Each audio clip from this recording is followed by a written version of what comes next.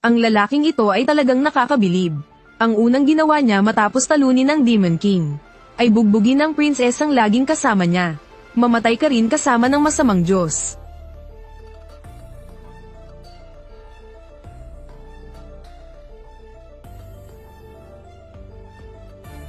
Kasabay ng hiyaw ng prinsesa, ay sa wakas natapos na ng bida ang isang S-class na pangit na laro.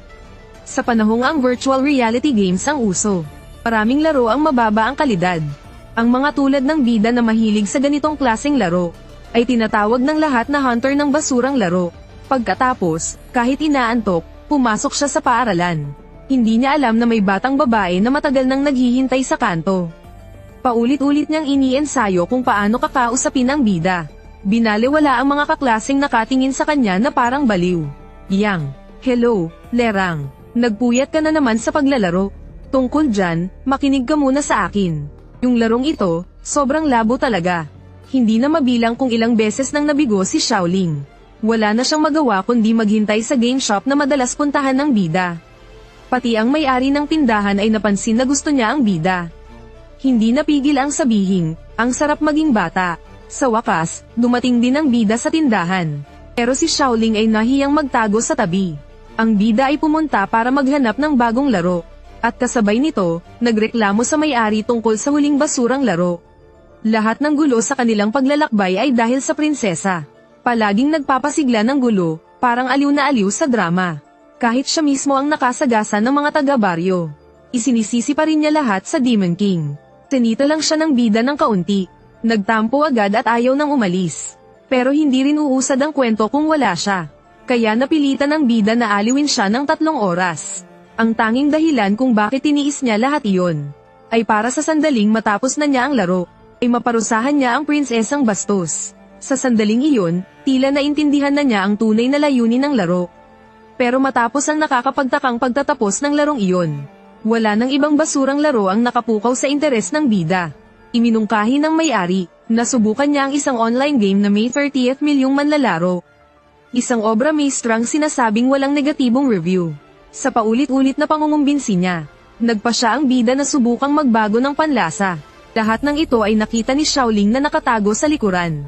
Pag-uwi, sabik na pumasok sa laro ang bida.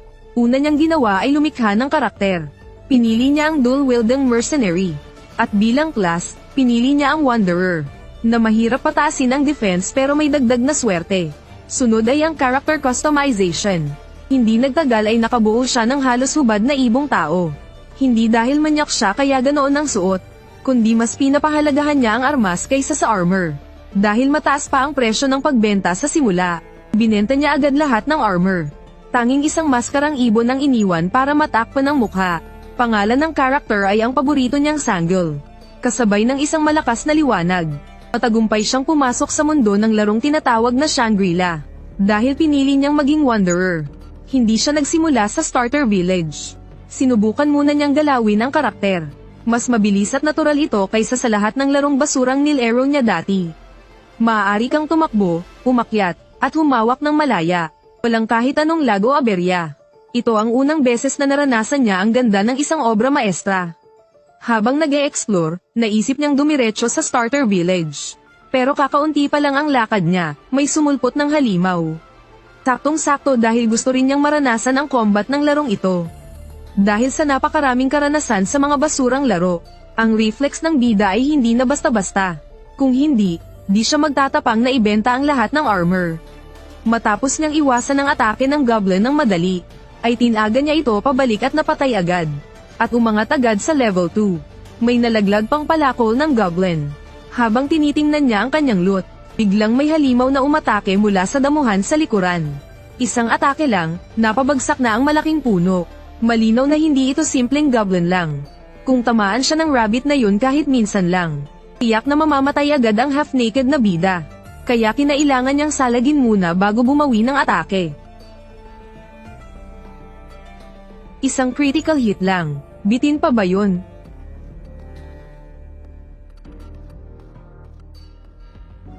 Ganito lang ba talaga ang tinatawag na obra maestra? Tanging sa leeg ko lang siya tuma-target palagi. Kahit sinong tanga, mapapansin na yun. Pagkatapos patayin ito, umabot agad sa level 4 ang bida. Malinaw na hindi ito ordinaryong halimaw. Sayang lang at hindi nalaglag ang kanyang pulang kutsilyo. Nag-prompt ang system, natutunan niya ang quick counter. Sa larong ito, natututo ng skill sa pamamagitan ng aksyon. At ang dodge at block ay pwede sa sariling reflex lang. Kaya kahit mataas ang level ng kalaban, may laban ka pa rin. By the way, sa tagal ng laro ko, wala pa akong nakitang bug. Ang galing nito. Ano to? Bakit wala akong makita?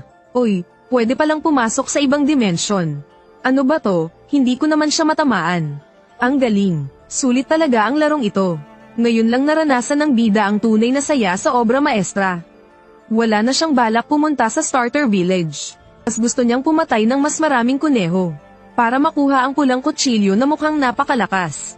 Samantala, si Xiaoling ay naghahanap ng bida sa starter village. Alam niyang, Sangle, lang ang laging pangalan ng bida. Pero kahit anong hanap niya, wala pa ring nakita. Dahil sa suot niyang high-level gear. Marami tuloy ang bagong players na napatingin sa kanya. Mabilis na lumipas ang ilang oras. Pagkatapos patayin ng isang wild boar. Umabot na sa level 12 ang bida. Lahat ng points niya ay nilagay sa luck stat. Yung rabbit pala ay isang rare monster.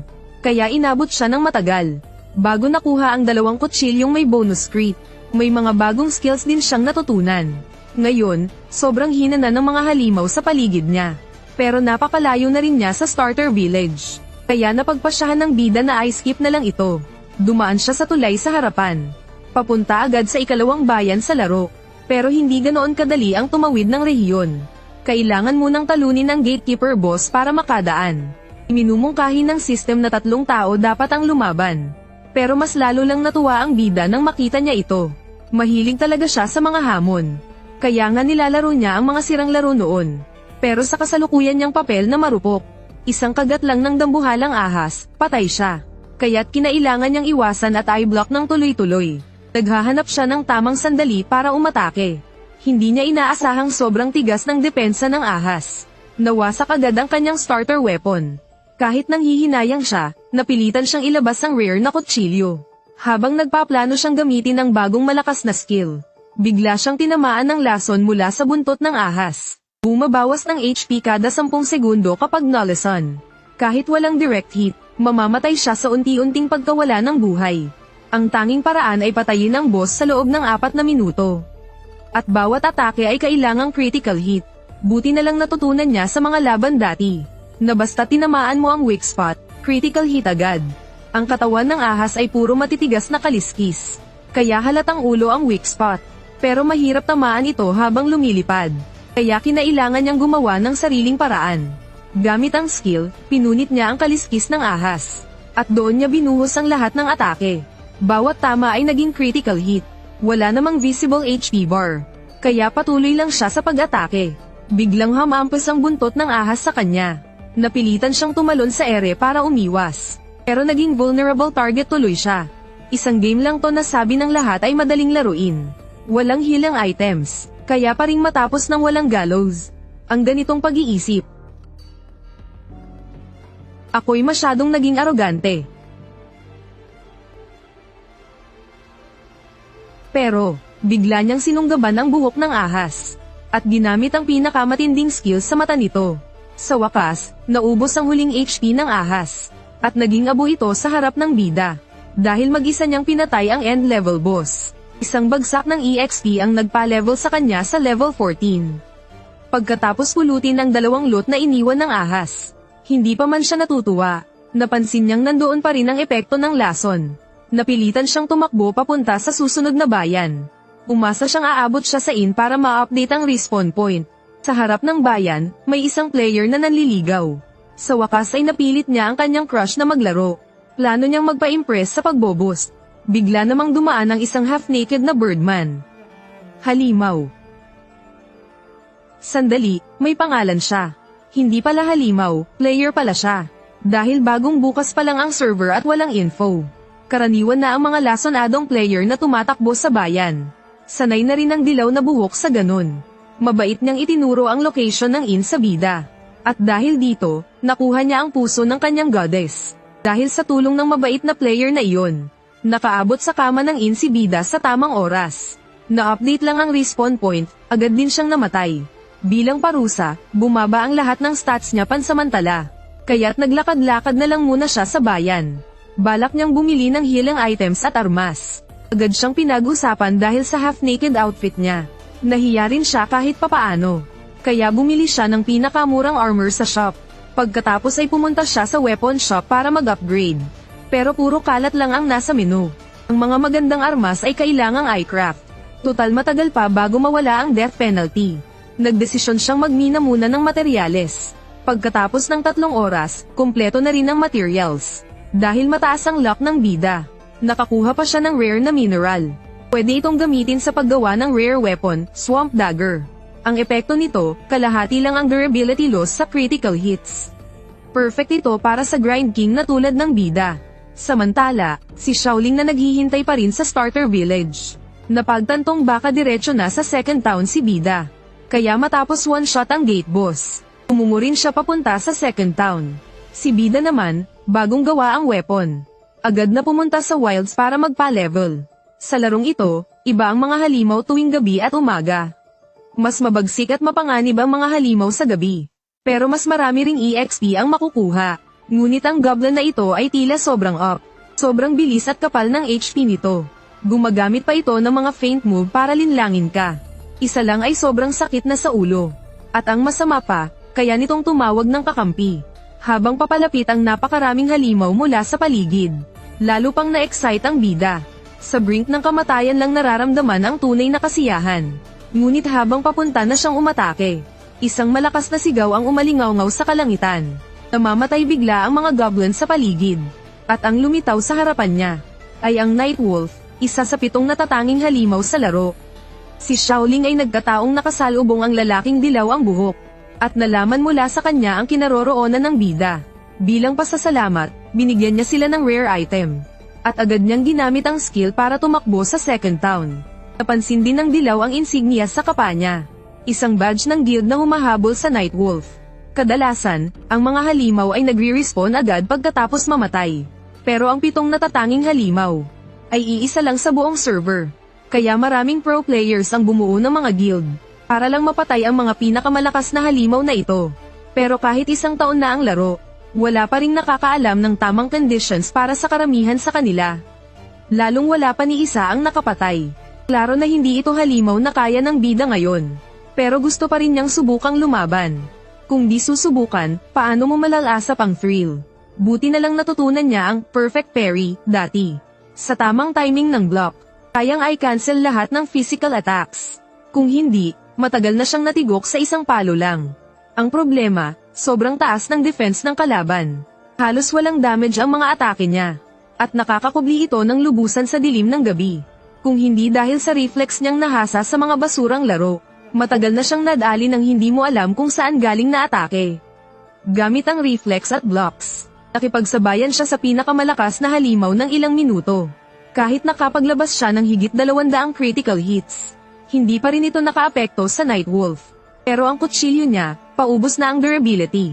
Napagtanto ng bida na sa ngayon, wala pa siyang laban sa ganitong klase ng halimaw. Pero ang thrilling na laban, at ang constant na tensyon sa bawat segundo, ay nagbigay sa kanya ng tunay na saya sa obra maestrang ito. Buong puso na akong nalulubog sa larong ito ngayon. Mga bug, pangit na balancing, sobrang taas ng encounter rate. Lahat ng klaseng basurang laro, nalampasan ko na. Ikaw, hindi man lang bug ng hit detection. Akala mo ba ganoon kadali akong susuko? Hindi inaasahan ng Nightwolf na tamaan siya sa mata ng isang newbie. Sa wakas, nagseryoso na ang galit na Nightwolf. Human galito ng malakas sa kalangitan. At napatigil ang katawan ng bida. Bago pa man siya makagalaw, nahati na ang katawan niya sa 2 bahagi. Ito ang tunay na agwat sa pagitan nila ng pinakamalakas na halimaw. Pero dahil mataas ang luck ng bida, hindi siya tuluyang namatay sa critical hit. Naiwan pa siya ng isang huling patak ng HP. Nagdesisyon na ako, wala akong pakialam sa final boss o main story. Hindi ko man kaya ngayon, pero balang araw. Tiyak na matatalo rin kita. Huwag ka lang sanang mapatambo ng iba bago dumating ang araw na yon. Night Stalker, Lucaon. Sa kasunod na atake, tuluyan nang namatay ang bida. Pagmulat niya, nasa respawn point sa ina siya. Doon niya lang napansin ang curse mula sa Nightwolf. Ang body part na may curse ay hindi pwedeng lagyan ng gear. Ang mga halimaw na mas mababa ang level ay kusa ng umiiwas. Ang mga NPC dialogue ay binabago ng system. Ang curse part ay may mataas na resistance sa magic interference. Pwedeng alisin ang curse sa panalangin ng isang saintess, o sa pamamagitan ng pagpatay sa mismong nag-curse. Ngayon, hindi na siya makakapagsuot ng armor. At napilitan siyang manatiling half-naked na Birdman. Ang ibang player lang siya, tiyak na rage quit na. Pero siya'y bihasa sa mga basurang laro. Ang ganitong curse ay wala lang sa kanya. At kahit pa nga lang sa laban sa unique monster, nakakuha na siya ng malaking EXP. Diretso siyang umangat sa level 28. Tumaas din ang skill proficiency niya. Tinitingnan niya ngayon ang kanyang 65 na lock stat. Bukod sa pagka-survive sa one-hit kill ng Nightwolf, hindi pa niya alam ang iba nitong epekto. Biglang may bumagsak na kuneho mula sa langit. Kamukha ito ng deadly rabbit na nakita niya dati. At kumaway pa ito sa kanya. Walang isip-isip, sinundan agad niya ito. Akala niya, special event na may reward ito. Sa wakas, na-corner niya ito sa dead end. Biglang may pinto na lumitaw sa pader. Tiningnan siya ng kuneho at pumasok. Saka lang niya na-realize na ito ay unique event. Sa larong ito, bukod sa main at side quests, may mga hidden storylines na walang official trigger info. Ayon sa chismis, nagbibigay ito ng top-tier equipment at skills. Makachamba siya ng ganitong event sa early game. Malinaw, ang lock stat at protagonist aura ang dahilan. Pero hindi alam ng bida na ang recommended level ng quest na ito ay level 80. Pagdaan niya sa pinto, nakarating siya sa bansa ng kuneho. Sa kalsada, puro rare monsters na tinatawag na deadly rabbits. Doon nagsalita ang kunhong nagpakita ng daan. Pinag-uusapan sa buong rabbits ang tungkol sa iyo. Ang tapang mong harapin ang Nightwolf kahit alam mong hindi mo kaya. At ang husay mong makaiwas at tumama ng critical non-stop. Ikaw ang buhay na anyo ng Fatal Soul. Fatal Soul, nakakabilib ka talaga. Ang Nightwolf ay halimaw na kayang patayin ng isang dragon sa isang kagat. Ang curse mark sa katawan ng bida ay tanda ng pagkilala ng Nightwolf sa kanya bilang karapat-dapat na kalaban. Kaya ganoon na lang ang paghanga ng mga rabbits sa kanya. Teka, doon sa description ng curse. Mapapalaya sa panalangin ng isang saintess. Ito na siguro ang epekto ng system modification. Ang pangalan ng rabbit ay Emru. Pinapunta siya ng ama niyang pinuno ng bansa ng mga rabbit para sunduin ang bida. Maraming tao ang nakapunta na rito. Pero tanging siya lang ang pinatawag ng leader. Malinaw na ito ay isang natatanging quest na wala pang nakaka-unlock. Kaya siguradong malaki rin ang gantimpala. Lihim na natuwa ang bida. Sa wakas ay nagbunga rin ang kanyang pag-max ng lock stat. Sa pangunguna ni Emru, nakarating siya sa mansion ng leader ng mga rabbit. Hindi niya inakala na ganoon pala ang itsura ng leader. Malayo sa inaasahan niya. Ako ang pinuno ng bansang rabbits. Bais Yashu.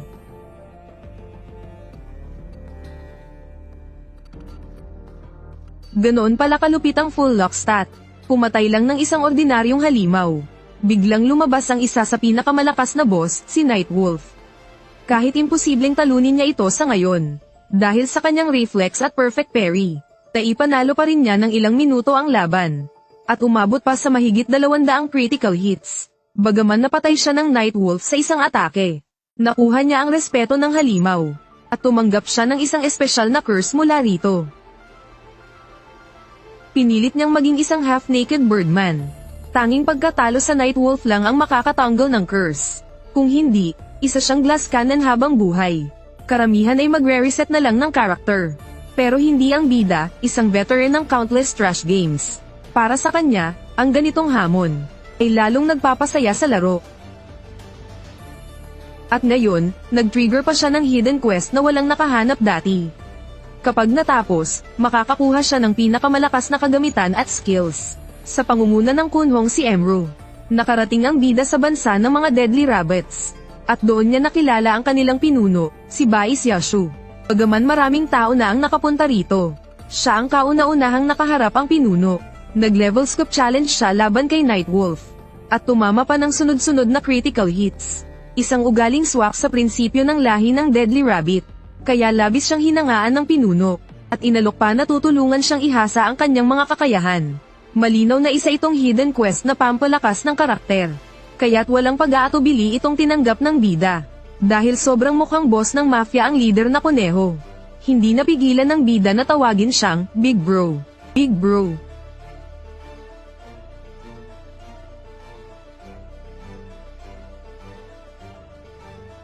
Hindi, biro lang yon. Patay, nasabi ko ba ang maling bagay? Dahil tinanggap mo ang alok, bata ka na ngayon ng grupo ko. Marunong kang makisama, ha? Mula ngayon, tawagin mo na lang akong Basho. Tanging mga kinikilala ko lang ang pwedeng tumawag sa akin yan. Naiintindihan, Kuya Basho. Ipinagkatiwala ni Basho sa anak niya ang pag-aalaga sa bida. At saka na itong tumalikod para umalis. Bago siya umalis, inihagis niya ang isang forced item sa bida.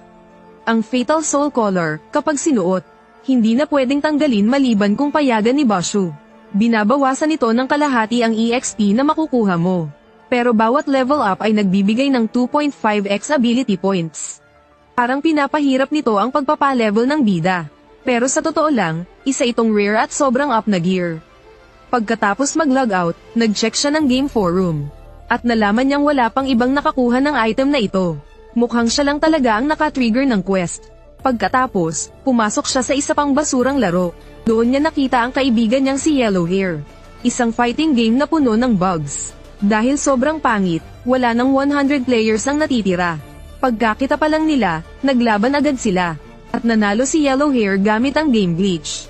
Nang malaman niyang naglalaro rin si bida ng Shangri-La, agad niyang napagpasyahang sumali na rin. At sinabi niya ito sa isang girl na dati nilang kaaway kaibigan ng bida. Isa siyang veteran player sa Shangri-La na matagal nang naka-max level. At isa rin siya sa mga kilalang player killer sa buong game. Nang malaman niyang naroon na rin si bida, agad siyang nagdesisyong hanapin siya at tulungan siya.